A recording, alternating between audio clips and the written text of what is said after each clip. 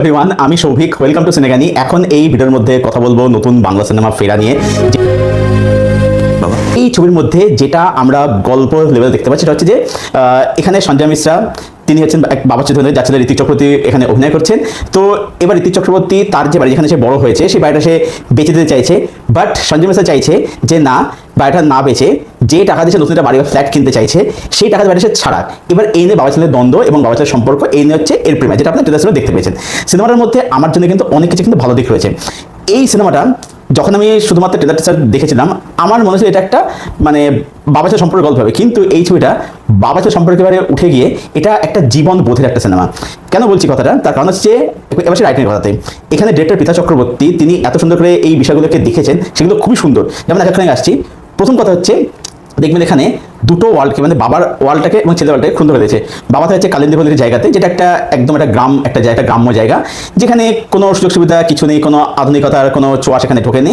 তো সেখানে বাবা তার মতো শান্তি থাকেন, তার বয়স্ক তার এই যে যারা বন্ধু যারা রয়েছেন তাদের নিয়ে থাকেন। সেখানে প্রদীপ ভট্টাচার্য যেখানে অভিনয় করছেন আর কি, এখন বহু ছবিতে দেখেছেন, বহু ছবিতে ভদ্রলোক ছিলেন। তো তারা জগৎ রয়েছে, জগৎ নিজের মতো আছেন। অন্যদিকে ঋতিক চক্রবর্তী সে শহরে দেখে বড় হয়েছে, সে জীবনটা একসময় দেখছে। মানে ব্যাপারটা হচ্ছে যে এখানে বাবা তিনি একটা সময়ের মানুষ, তিনি জীবনটাকে একভাবে দেখেছেন, ছেলে আরেকটা শহরে তিনি ছেলের জীবনটাকে আরেকভাবে দেখেছেন। এবারে ছেলে এই শহরের আধুনিকভাবে বড় হচ্ছে, সব কিছুই ছেলে পাচ্ছে, সব সুবিধা পাচ্ছে, কিন্তু কোথাও গিয়ে কি হচ্ছে যেন কি যেন একটা নেই, এইটা নিয়ে মধ্যে যারা অভিনয় করছে তারা প্রত্যেকে বলবো যে খুব ভালো পারফরমেন্স ডেলিভার করেছে।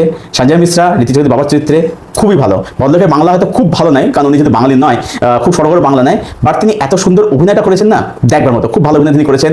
ঋত্বিকদার কাজ এখানে বলবো যে খুবই ভালো হয়েছে, খুব ন্যাচারাল একটা পারফরমেন্স, যেমন দুজনের মধ্যে মুহূর্তগুলো বা বাবা ছেলে যে বন্ডিং কেমিস্ট্রিগুলো সুন্দর করে এখানে মানে ফুটেজ তাদের অভিনয়ের মধ্যে দিয়ে।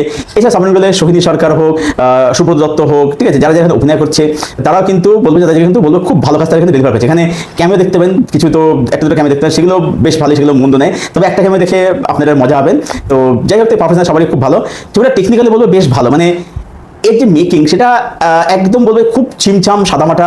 ছবিটা না একদম খুব নিশ একটা সিনেমা। তো ছবির যে সিনেমাটোগ্রাফি, যে ক্যামেরার কাছে মেকিং, সেটা কিন্তু একদম খুব সিম্পল রাখা হয়েছে, খুব সিম্পল রাখা হয়েছে। তো সেদিক থেকে ছবির যে সিম্পলিসিটিটা সেটা কিন্তু মানে ছবিটার মধ্যে খুব সুন্দর উঠে আসে।